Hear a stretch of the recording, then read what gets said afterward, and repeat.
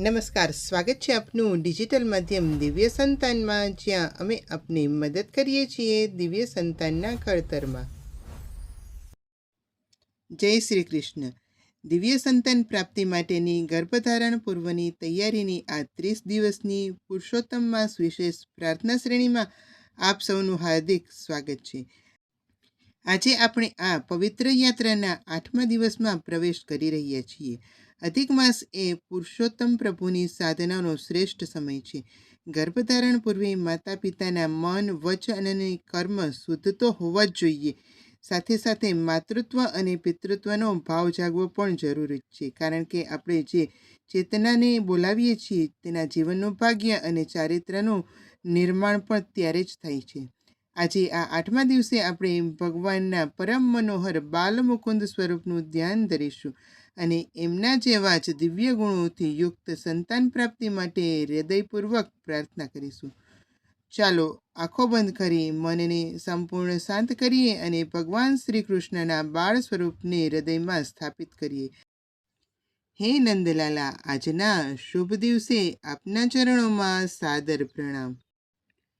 હે બાલ મુકુંદ, આપનું બાળ સ્વરૂપ અત્યંત મનોહર, પવિત્ર અને તેજસ્વી છે. આપની એ મંદ મંદ મુસ્કાન અને કમળ સમાન નેત્રો સમગ્ર સૃષ્ટિને અસીમ આનંદ આપે છે. આ પવિત્ર અધિક માસના દિવ્ય દિવસોમાં હું મારા હૃદયના સિંહાસન ઉપર આપના એ જ પરમ મનોહર બાલ મુકુંદ સ્વરૂપનું ધ્યાન ધરું છું. હે પ્રભુ, હું આપના ચરણોમાં નતમસ્તક થઈને પ્રાર્થના કરું છું કે મારા ઘરે જે દિવ્ય આત્માનું, જે સંતાનનું આગમન થવા જઈ રહ્યું છે, તેનામાં આપના જેવી પરમ નિર્દોષતા, અદ્ભુત બુદ્ધિ ચાતુર્ય, અખંડ ધૈર્ય અને દિવ્ય તેજસ્વીતા સદાય ઉત્તરોત્તર વધતી રહે. મારા એ આવનાર બાળકનું સ્મિત એટલું પવિત્ર અને પ્રભાવશાળી હોય કે જે ઘરમાં પ્રવેશતાની સાથે જ આખા પરિવારના તમામ દુઃખ, ચિંતા અને કષ્ટને પળમાં હરી લેનાર બને. હે કૃપાનિધાન, ગર્ભધારણની આ પવિત્ર પ્રક્રિયા પૂર્વે જ આપ મારા અને મારા જીવનસાથીના મનને એવા ઉચ્ચ, સકારાત્મક, સેવાભાવી અને આધ્યાત્મિક વિચારોથી સભર કરી દો, જે વિચારો સીધા જ આવનાર બાળકના ઉચ્ચ ચરિત્ર અને સંસ્કારોનું મજબૂત ઘડતર કરે. અમારી ચેતના એટલી શુદ્ધ બને કે તે એક શ્રેષ્ઠ આત્માને આવકારવા માટે સક્ષમ થાય. હે જગન્નાથ, હું માત્ર સાંસારિક મોહ ખાતર એક સાધારણ સંતાન નહીં, પરંતુ રાષ્ટ્ર અને સમાજનું કલ્યાણ કરનાર આપનો જ એક દિવ્ય અંશ મારા ખોળામાં રમાડવા ઈચ્છું છું. હે કરુણાનિધાન, જ્યારે હું મારી આંખો બંધ કરું છું ત્યારે મને આપનું એ અંગૂઠા ધાવતું કમળ જેવા નેત્રોવાળું બાલ મુકુંદ સ્વરૂપ દેખાય છે.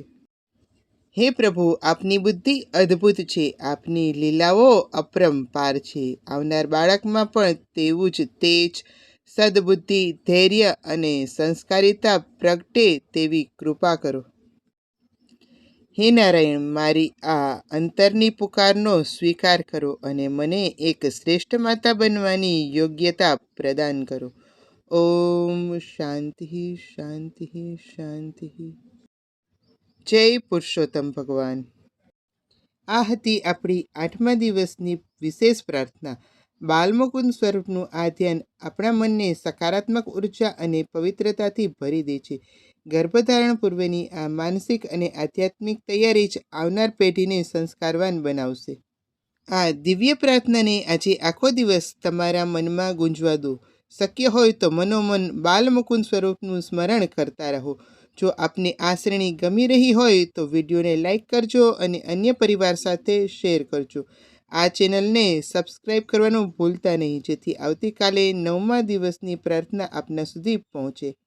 આવતીકાલે ફરી મળીશું એક નવા ભક્તિભાવ સાથે, એક નવી પ્રાર્થના સાથે. ત્યાં સુધી ભગવાન પુરુષોત્તમ આપ સૌનું કલ્યાણ કરે. જય શ્રી કૃષ્ણ. નવા વિષય સાથે નવા વિડીયોમાં ફરી મળીશું. આજના વિડીયોમાં બસ આટલું જ. અસ્તુ. ધન્યવાદ.